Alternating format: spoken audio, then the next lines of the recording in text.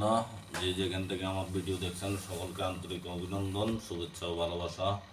আমি মোহাম্মদ শিব্বির আহমেদ, চ্যানেল বাংলা 78 থেকে বলছি। মানব জমিন একটি রিপোর্ট করেছে, যেখানে বলা হয়েছে আটক করতে পারবে না ডিবি, স্বরাষ্ট্র উপদেষ্টা। খবরে বলা হয়, আমি ডিবিকে বলেছি সিভিল ড্রেসে কাউকে আটক করতে পারবে না। অবশ্যই তাদেরকে নির্ধারিত জ্যাকেট পরতে হবে, এছাড়া আইডি কার্ড শো করতে হবে। আইনের বাইরে গিয়ে কোনো কাজ করা যাবে না। আমিও যদি আইনের বাইরে গিয়ে কোনো বেআইনি নির্দেশনা দিই, সেটা তারা মানবে না। সোমবার দুপুরে রাজধানীর মিন্টু রোডে ডিবি কার্যালয় পরিদর্শন শেষে স্বরাষ্ট্র উপদেষ্টা লেফটেন্যান্ট জেনারেল অবসরপ্রাপ্ত জাহাঙ্গীর আলম চৌধুরী এসব কথা বলেন। স্বরাষ্ট্র উপদেষ্টা বলেন, আজকে ডিবি কার্যালয়ে রুটিন ভিজিটে এসেছিলাম। আইন শৃঙ্খলা পরিস্থিতি কীভাবে আরও উন্নত করা যায় সে ব্যাপারে আলোচনা করা হয়েছে। বর্তমানে আইন শৃঙ্খলা পরিস্থিতি বেশ সন্তোষজনক, তবে আরও উন্নতি কীভাবে করা যায় সেটাই এখন মূল লক্ষ্য। সেটা নিয়ে কথাবার্তা বলেছি। ডিবি কার্যালয়ের অভ্যন্তরে আয়নাঘর সম্পর্কে তিনি বলেন, আয়নাঘর বলে কিছু নেই। আমি ডিবিকে বলেছি ডিবির কার্যালয়ের ভেতরে এই পুকুরটা যেন আয়নার মতো পরিষ্কার থাকে।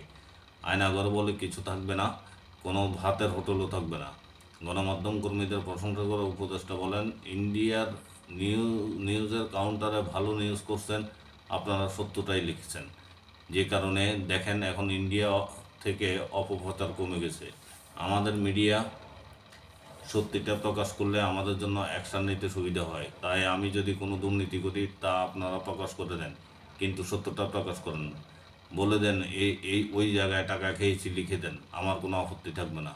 321 SI এর সচিবালয়ে অবস্থান নেওয়ার বিষয়ে তিনি বলেন, পুলিশ নিয়োগ SI নিয়োগে আমরা কোনো সুপারিশ করিনি, এটা কেউ বলতে পারবে না। তিনি বলেন, পুলিশ একাডেমি থেকে শৃঙ্খলাজনিত কারণে যদি কেউ আউট হয় তাদের আর নেওয়া হয় না। এটা শুধু আমাদের পুলিশ একাডেমি বল নয়, বাংলাদেশের রাজশাহী সারদা পুলিশ একাডেমি পুরো এশিয়ার মধ্যে খুবই একটি নামকরা। তাদেরকে শৃঙ্খলাজনিত কারণে বের করা হয়েছে, সেটা যে সত্যি তার বড় প্রমাণ হচ্ছে তারা সচিবালয়ে এসে বিশৃঙ্খলা করেছেন। তারা যদি শৃঙ্খলই হতেন তাহলে তো তারা সঠিকভাবে বিষয়টা জানাতে পারতেন, তার আইজিপির কাছে যেতে পারতেন, কিন্তু জাননি। পুলিশ একাডেমি যদি সঠিকভাবে তাদের আউট না করতো তাহলে সেটা লিখিতভাবে আইজিপিকে জানাতো, তারা সেটা করেননি। এটা তো ঠিক না।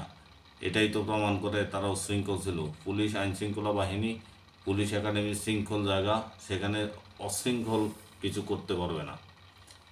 লিবিয়াতে আটকে থাকা বাংলাদেশের বিষয়ে স্বরাষ্ট্র উপদেষ্টা বলেন, ভুক্তভোগীরা যদি আমাদের কাছে আসে তাহলে আমরা অবশ্যই অ্যাকশানে নেব। যারা এসব করছে তাদের বিরুদ্ধে আইনানুগ পদক্ষেপ নেওয়া হবে।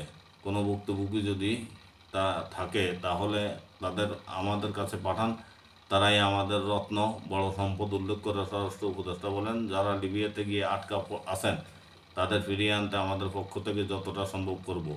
এই জন্য আমাদের সুনির্দিষ্ট তথ্য দরকার। লিবিয়ায় যারা আটকা তারা আমাদের সম্পদ, অনেক কষ্টে তারা দেশে অর্থ পাঠাচ্ছেন। টেকনাফের একের পর এক অপহরণ বিষয়ে তিনি বলেন, আমি যেদিন গিয়েছিলাম সেদিনও 18 জন অপহৃত হয়েছিল, পরে সবাই উদ্ধার হয়েছে। সেখানে শুধু অপহরণকারী চক্র না, প্রচুর মাদক আসছে মিয়ানমার থেকে। তাই টেকনাফে যেমন অপহরণ হয়েছে, আমরা সবাইকে উদ্ধারও করা হয়েছে। সেই বর্ডারের অবস্থা জানেন, আমাদের টেকনাফ বর্ডারের মিয়ানমারের অংশ আরাকান আর্মির দখলে চলে গেছে। সেখানে মিয়ানমার সরকারের কোনো আইন শৃঙ্খলা নেই। এখন আমাদের মিয়ানমার সরকার ও আরাকান আর্মির সঙ্গে যোগাযোগ রাখতে হচ্ছে।